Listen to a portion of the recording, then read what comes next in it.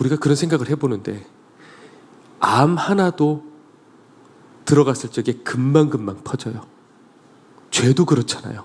한 번 들어오면 아무렇지 않게 붙잡을까 말까 붙잡는 그 순간에 이 죄도 온몸에 순식간에 다 퍼져버려요. 그런데 우리는 암에 대해서는 두려워해요.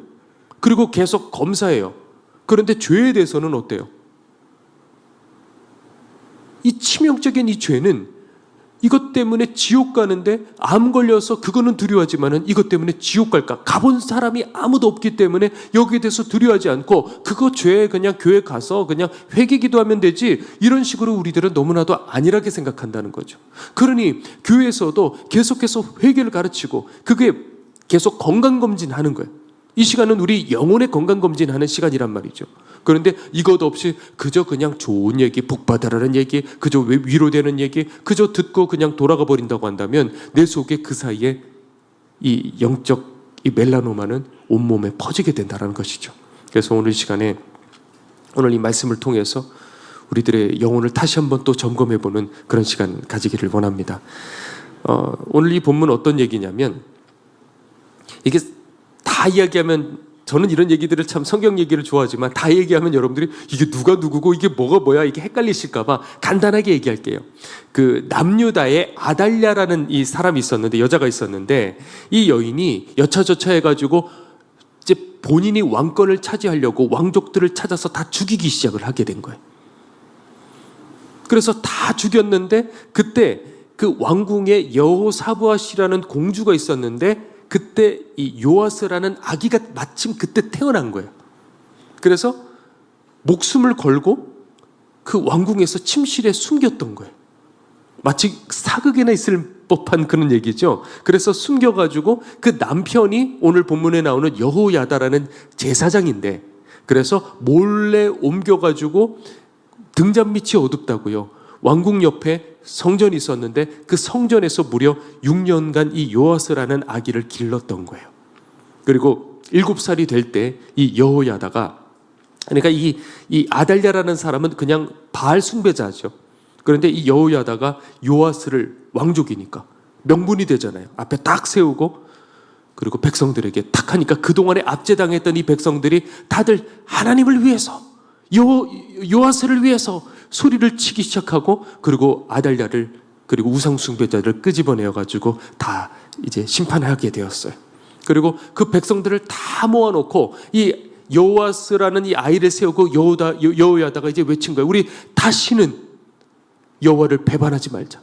하나님을 배반하지 말자. 우리 끝까지 목숨 다해서 하나님만 섬기자. 아멘! 하고 사람들이 소리를 쳤어요. 그리고 개혁을 하기 시작을 했고 요아스와 함께 그렇게 해서 수십 년의 세월이 그렇게 지나가게 되었어요. 그리고 세월이 지나자 이 여호야다가 나이가 들어 이제 세상을 떠나게 되었고요. 그리고 문제는 여기서부터 시작된 거예요.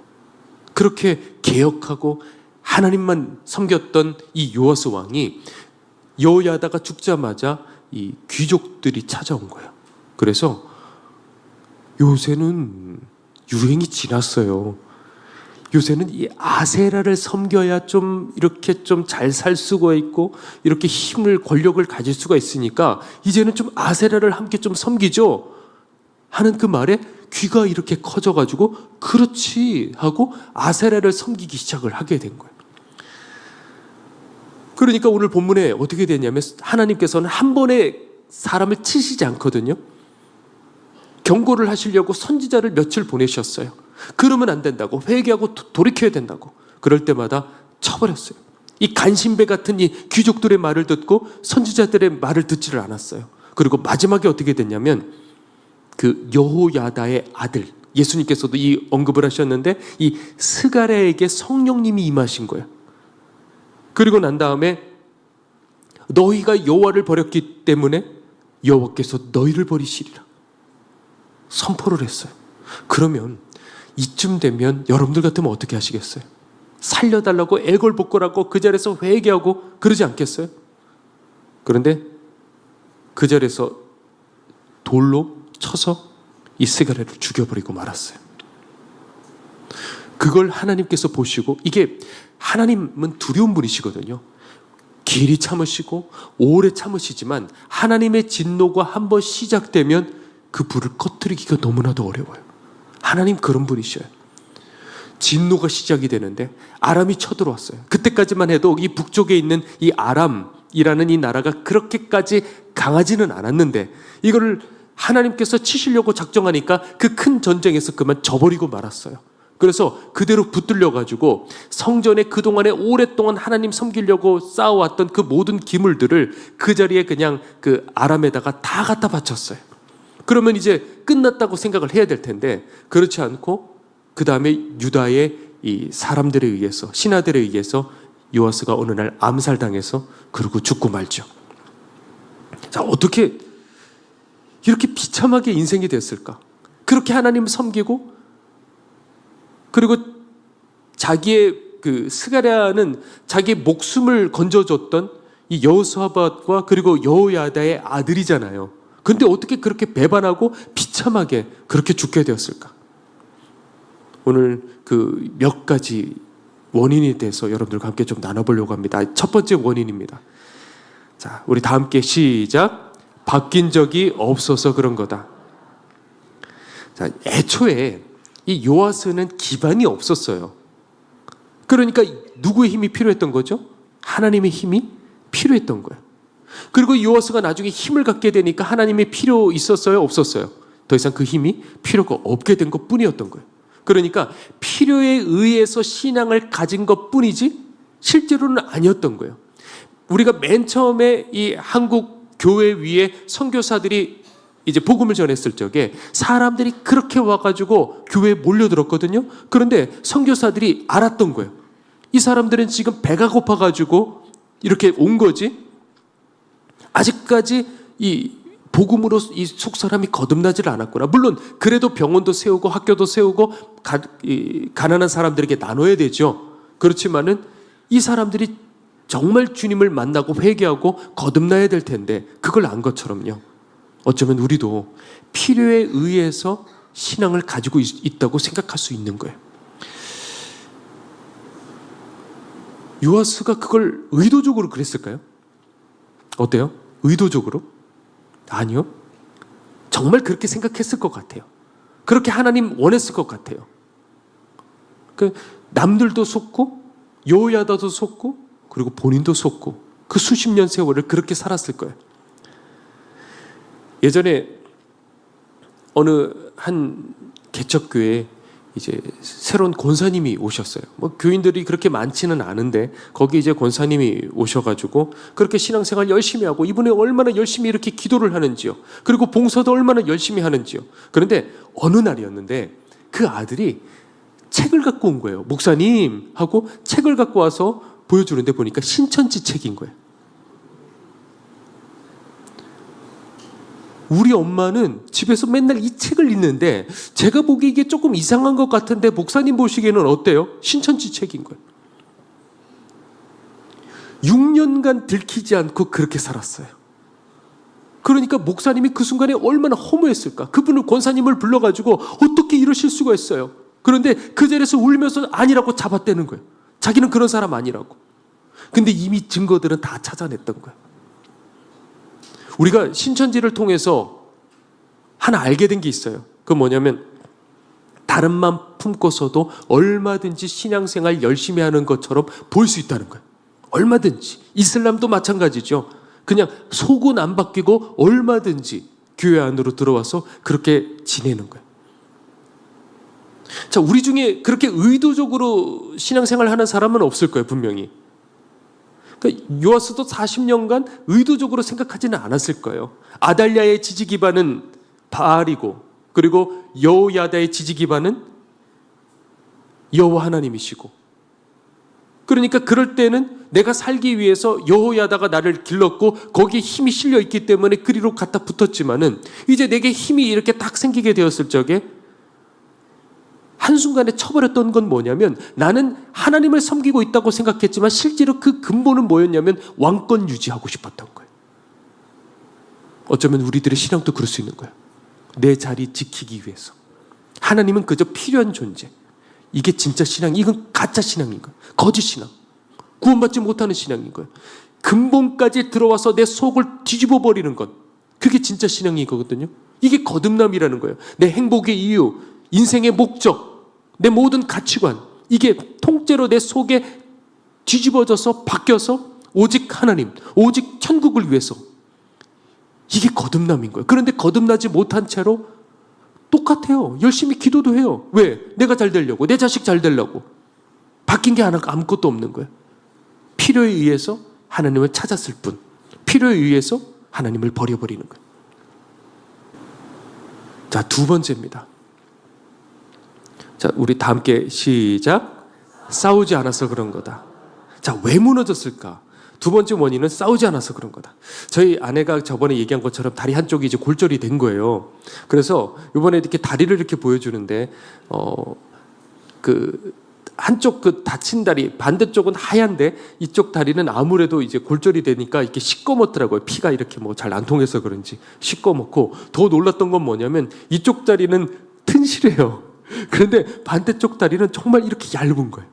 불과 한 달 남짓밖에 안 됐는데 이쪽 다리는 이렇게라도 좀 걸어갔지만, 얼마 걷지도 못하지만 이쪽 다리는 안 썼잖아요. 그런데 불과 한 달 채 남짓밖에 안 됐는데 어떻게 이렇게 얇아졌을까?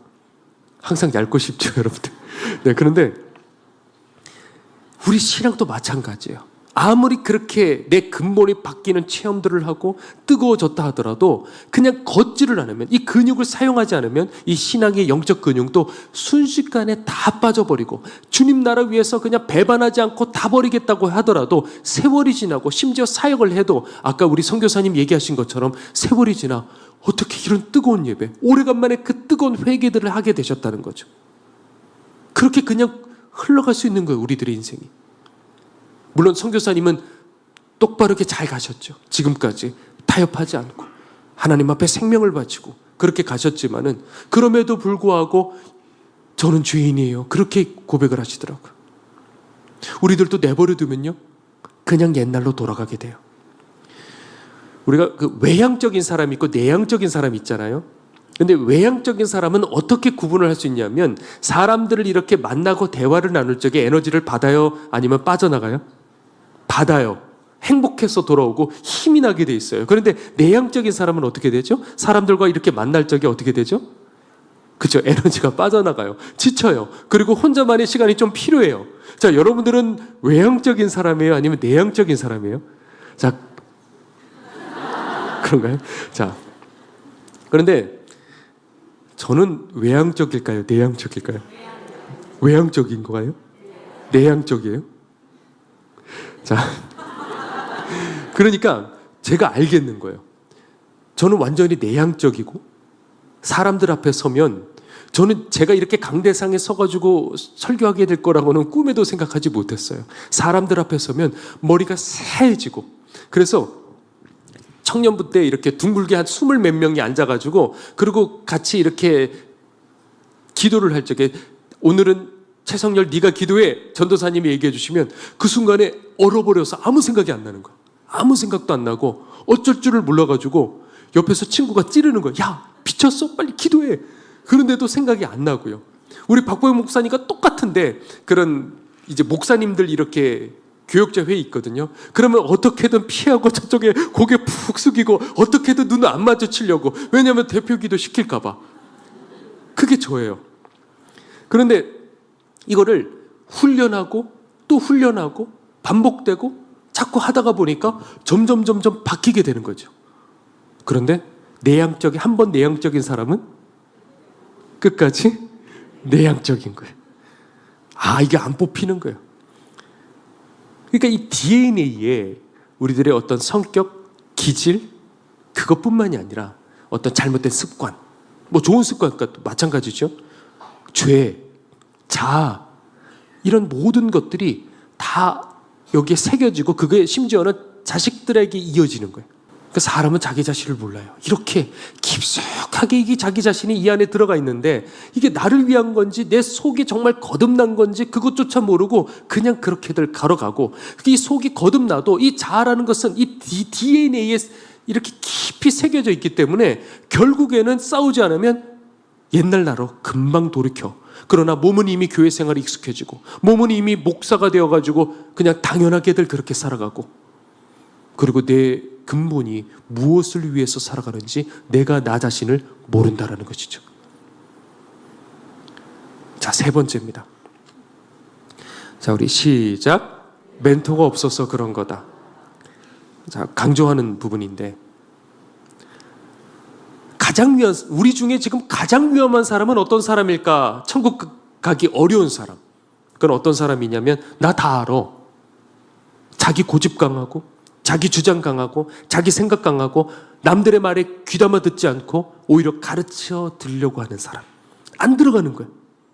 초신자가 그럴까요? 물론 초신자도 그냥 이게 거듭나지 않으면 그럴 수도 있겠죠. 그런데 처음 은혜 받은 사람, 괜찮아요. 오히려 그런 사람들이 제일 좋은. 그래서 이루리 집에서 틀림없이 나왔던 그 사람들은 그런 사람들, 이제 막 은혜 받아서 막 흡수하는 사람들. 그런데 시간이 흐르면서 장로님이 되고, 그리고 목사님이 되고, 아무도 치유받지 못했던 이유가 바로 여기 있는 거예요. 내 안에 내가 가득 차 있는 거죠.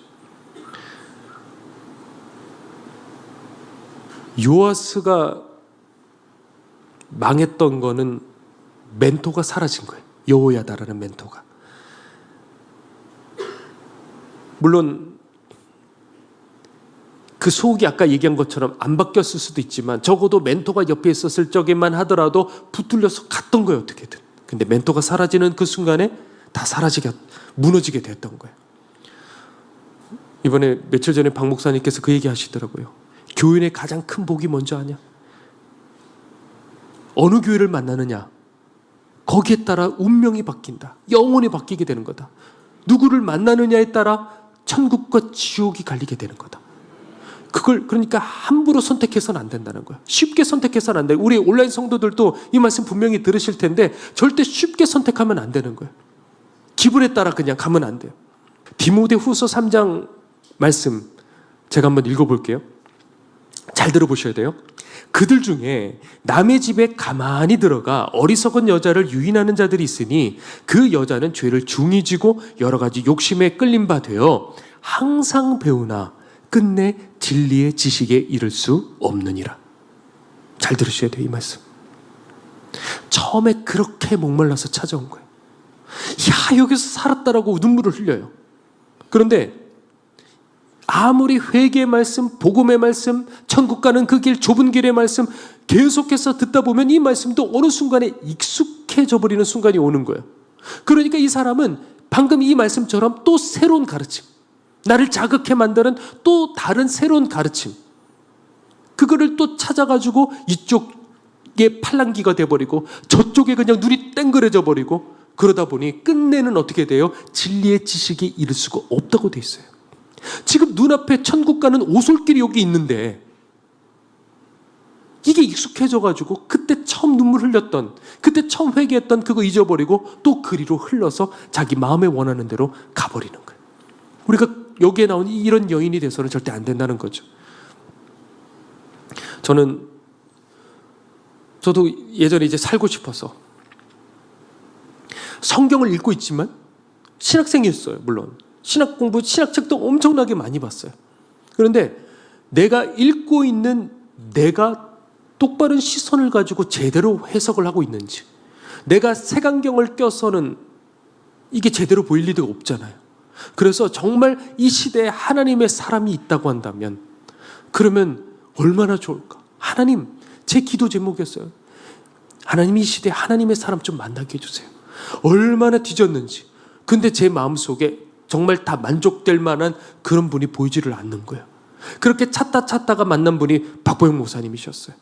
그래서 이제 여차저차 해서 함께 이제 지내게 되었는데, 그런데 여기서 정말 많은 이야기들을 들었어요. 우리 박보영 목사님, 그리고 지금은 소천하신 목사님 어머님, 저희는 이제 할머님이라고 부르시는데, 그렇게 많은 그런, 왜냐하면 그 오랜 세월 동안의 그 지혜, 성경 말씀, 그리고 성령님께서 주셨던 그 말씀, 그리고 오랜 세월 목회하시면서 남들 겪지 못했던 그 모든 그 지혜들, 그것을 계속해서 그렇게 듣고 듣게 된 거예요.